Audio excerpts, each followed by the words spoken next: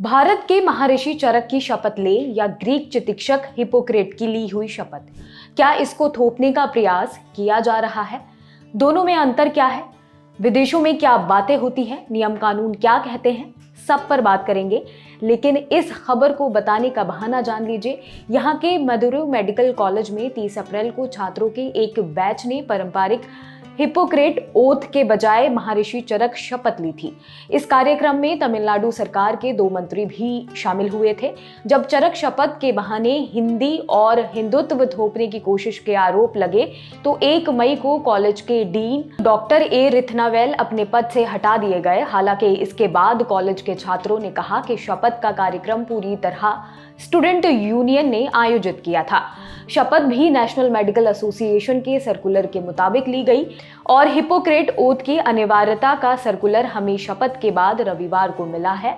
तमिलनाडु की सरकार, डॉक्टर्स के एसोसिएशन सहित तमाम छात्रों ने कॉलेज के डीन डॉक्टर रिथनावेल को वापस उनके पद पर बहाल करने की मांग की थी, जिसके बाद सरकार में स्वास्थ्य मंत्री M.A. सुब्रमण्यम ने विधानसभा में बहाली की बात की है। जैसा हमने पहले बताया कि मेडिकल कॉलेज में शपथ दिलाई गई चरक वाली हिपोक्रेटिक ओथ नहीं। 1 मई को कॉलेज के डीन डॉक्टर ए रिथनावेल को हटा दिया गया। शपथ के इस कार्यक्रम में तमिलनाडु के वित्त मंत्री पलानिवेल थियंगा राजन और कमर्शियल टैक्सेस मिनिस्टर पी मूर्ति भी मौजूद थे। इस बात को लेकर विपक्ष ने खासा विरोध किया है। कहा गया कि शपथ को उसी वक्त रोक देना चाहिए था। हालांकि बाद में तमिलनाडु के स्वास्थ्य मंत्री ने कहा कि सरकार ने विधिवत जांच करने के आदेश दिए हैं। इस तरह पुराने कन्वेंशन में सरकार में कोई बदलाव नहीं होने देगी। हमने राज्य के सभी मेडिकल कॉलेज को पारंपरिक हिपोक्रेट ओथ ही फॉलो करने को कहा है। हालांकि डीन रिथनावेल ने यह बताया कि स्टूडेंट यूनियन के लोगों ने चरक शपथ लेने का फैसला किया था। छात्रों को ये शपथ NMC की वेबसाइट पर मिली थी। वहां पर यह संस्कृत में नहीं होकर अंग्रेजी में लिखी हुई थी। इंडिया टुडे की एक खबर के मुताबिक प्रेस कॉन्फ्रेंस में यही बात कॉलेज के स्टूडेंट यूनियन की तरफ से ज्योतिषी कुमार वैल ने भी कही कि हमने चरक शपथ का अंग्रेजी ट्रांसलेशन पढ़ा था और हमें रविवार तक ऐसी कोई सूचना नहीं मिली कि हिपोक्रेटिक ओथ ही पढ़ी जा सकती है। हालांकि इसके पहले बीते 11 मार्च को तमिलनाडु के एक और मेडिकल संस्थान रामनाड मेडिकल कॉलेज से भी एक वीडियो आया था जिसमें मेडिकल छात्र चरक शपथ ले रहे हैं। ऐसे में मांग उठी है कि डीन रिथनावेल पर गलत कार्रवाई की गई है और उन्हें वापस पद पर बहाल किया जाए। देश में मेडिकल फील्ड का रेगुलेटर है नेशनल मेडिकल एसोसिएशन। साल 2020 के पहले तक इसका नाम मेडिकल काउंसिल ऑफ इंडिया हुआ करता था। बीते 7 फरवरी को NMC ने देश के मेडिकल कॉलेज को सलाह दी कि छात्रों को हिपोक्रेटिक ओथ की जगह महर्षि चरक शपथ दिलानी चाहिए।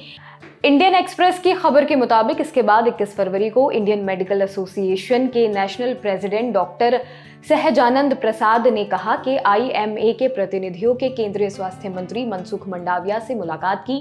मंडाविया ने भरोसा दिलाया कि चरक शपथ वैकल्पिक होगी। हिपोक्रेटिक ओथ की जगह चरक शपथ का इस्तेमाल करने के लिए दबाव नहीं डाला जाएगा।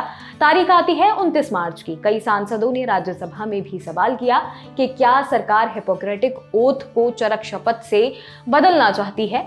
ये भी पूछा गया कि क्या इस प्रस्ताव का विरोध कर रहे IMA के प्रतिनिधियों से सरकार ने मीटिंग की है। इस पर डॉक्टर भारती प्रवीण पवार ने राज्यसभा में बताया, नेशनल मेडिकल कमीशन सूचित कर चुका है कि हिपोक्रेटिक ओथ को चरक शपथ से बदले जाने का कोई प्रस्ताव नहीं है। लेकिन इसके बाद 2 दिन बाद ही 31 मार्च को NMC ने एक सर्कुलर जारी किया। इसमें मेडिकल कॉलेज में अंडर ग्रेजुएट कोर्स के लिए कुछ नियम बताए गए हैं। साथ ही लिखा, जब कोई कैंडिडेट मेडिकल एजुकेशन लेना शुरू करे तब संशोधित महर्षि चरक शपथ की सिफारिश की जाती है।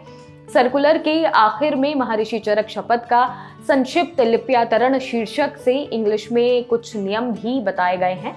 बीते रविवार 1 मई को तमिलनाडु के मेडिकल एजुकेशन डायरेक्टर की तरफ से सर्कुलर जारी किया गया।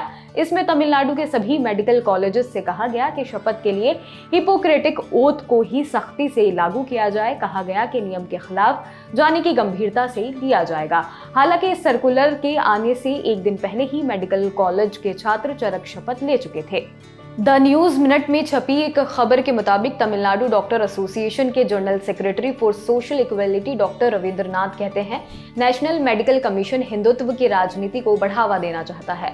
ये लोग साबित करना चाहते हैं कि भारतीय हिंदू दवाएं दुनिया की सबसे अच्छी हैं। पहले मिक्सोपैथी लाई गई थी, अब योग को शामिल किया जा रहा है। इसी का हिस्सा है कि हमें पश्चिमी देश के एक व्यक्ति की शपथ क्यों लेनी चाहिए। हमारी ओथ सबसे अच्छी है। मेडिकल साइंस को साइंटिफिक होना चाहिए, ना कि धर्म आधारित। कहा गया है कि चरक शपथ का संशोधित संस्करण में लाया जा रहा है। इस पर रविंद्रनाथ कहते हैं कि पहले संशोधित संस्करण लाया जाएगा, फिर ये लोग कहेंगे कि अब मुख्य संस्करण लाया जा रहा है। बहरहाल सवाल ये है कि क्या भाषा के अलावा भी दोनों तरह की शपथ में कोई अंतर है। इसके लिए पहले हिपोक्रेटिक ओथ को समझते हैं, जो अभी तक छात्रों को दिलाई जा रही है। हिपोक्रेटिक ओथ का श्रेय ग्रीक फिजिशियन हिपोक्रेट्स को जाता है। 4वीं-5वीं ईसा पूर्व में ये एक कुशल डॉक्टर हुआ करते थे। हिपोक्रेट्स को मॉडर्न मेडिसिन का फादर कहते हैं। इन्होंने मेडिसिन पर 70 किताबें लिखी थीं। ग्रीक किताबों के इस कलेक्शन को द कॉर्पस हिपोक्रेटिसिज्म कहा जाता है। हिपोक्रेटिस और दरअसल कुछ नैतिक सिद्धांतों की एक नियमावली है। एक लंबे अरसे से डॉक्टर इस नियमावली को बतौर शपथ पढ़ते आए हैं, जिसे असली हिपोक्रेटिक ओथ समझा जाता है। उसका एक हिस्सा 3वीं सदी के आखिर का है और इस शपथ का 1000 साल पुराना एक संस्करण यूरोप की होली सी लाइब्रेरी में रखा हुआ है। हालांकि ज्यादातर विद्वानों का मत है कि हिपोक्रेटिक ओथ खुद हिपोक्रेट्स ने लिखी हुई है। ऐसा मानना मुश्किल है। ग्रीक भाषा में लिखी हिपोक्रेटिक ओथ के 2 ट्रांसलेशन प्रसिद्ध हैं।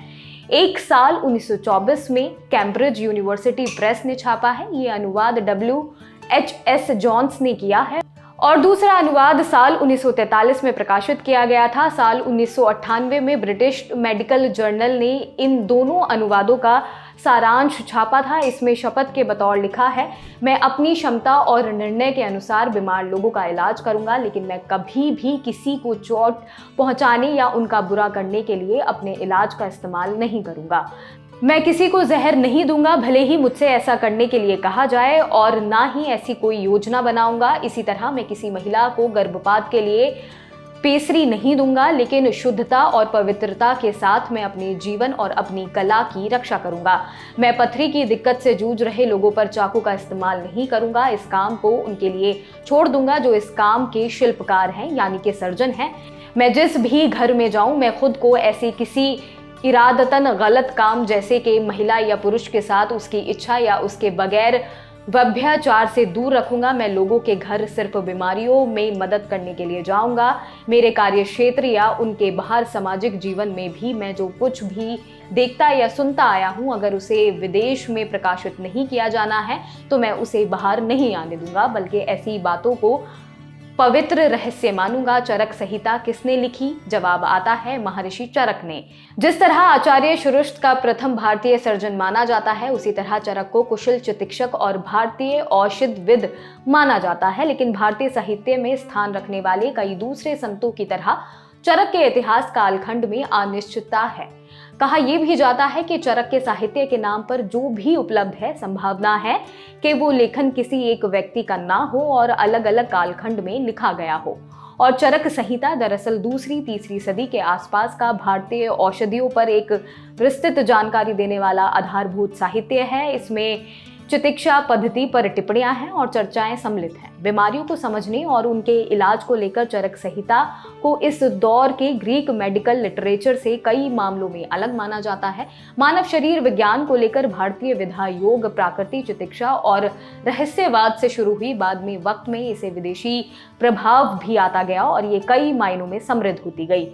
A.L. भस्म की एक किताब है जो 1954 में छपी थी। नाम है the wonder that was India. इसे भारत में मुस्लिम शासकों के आगमन के पहले के भारतीय समाज का कल्चर सर्वे कहा जा सकता है। किताब में बाशम ने चरक का एक उपदेश लिखा है। अपने उपदेश में चरक उस वक्त के डॉक्टर को निर्देशित कर रहे हैं कि वह अपने शिष्यों को उनकी ट्रेनिंग खत्म होने के बाद कुछ नियम बताएं। वो नियम कहते हैं, तुम्हें पूरी आत्मा से बीमारी के स्वास्थ्य के लिए प्रयास करना चाहिए। अपने मरीजों को अपनी जिंदगी की कीमत पर भी धोखा नहीं देना चाहिए। तुम्हें शराब नहीं पीनी चाहिए, बुरे काम नहीं करने चाहिए और ना ही बुरे साथी रखने चाहिए। आपको अपनी वाणी से विचारपूर्ण और मुद्र होना चाहिए। हमेशा अपना ज्ञान बढ़ाने की कोशिश करनी चाहिए। मरीज के घर जाएं तो आपके शब्द, बुद्धि और इंद्रियों को सिर्फ अपने मरीज और उसके इलाज पर केंद्रित रखना चाहिए। बीमार लोगों के घर में जो कुछ भी हो उसे बाहर नहीं जाना चाहिए। मरीज की स्थिति ऐसी किसी व्यक्ति की नहीं बतानी चाहिए जो इस जानकारी से मरीज या किसी दूसरे का कोई नुकसान हो सकता है। अब इस पूरी बहस में सवाल उठता है, क्या शपथ के लिए अंतर्राष्ट्रीय स्तर पर कोई कॉमन कोड है?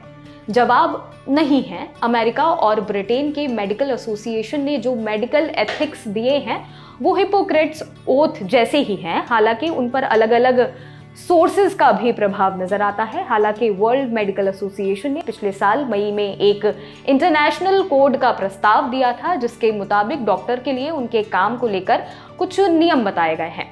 हमेशा खुद के व्यवसायिक निर्णयों का पालन करें और व्यवसायिक आचरण के उच्चतम मापदंडों का पालन करें। इलाज से मना करने या स्वीकार करने के मरीज के अधिकार का सम्मान करें। करुणा के साथ और मानवीय गरिमा का सम्मान करते हुए समक्ष चिकित्सकीय सेवा के लिए समर्पित रहें। मरीजों और सहकर्मियों के साथ ईमानदारी से पेश आएं और धोखाधड़ी, छल में लिप्त या अनैतिक रूप से असक्षम तरीके से इलाज करने वाले डॉक्टर की उचित जगह शिकायत करें। स्थानीय और राष्ट्रीय सिद्धांतों और नियमों का पालन करें। आपके लिए यह खबर लिखी है हमारे साथी शिवेंद्र गौरव ने। मेरा नाम है फातिमा जहरा। ऐसे ही और वीडियोस देखने के लिए जुड़े रहें दिल लॉन्टॉप के साथ। शुक्रिया।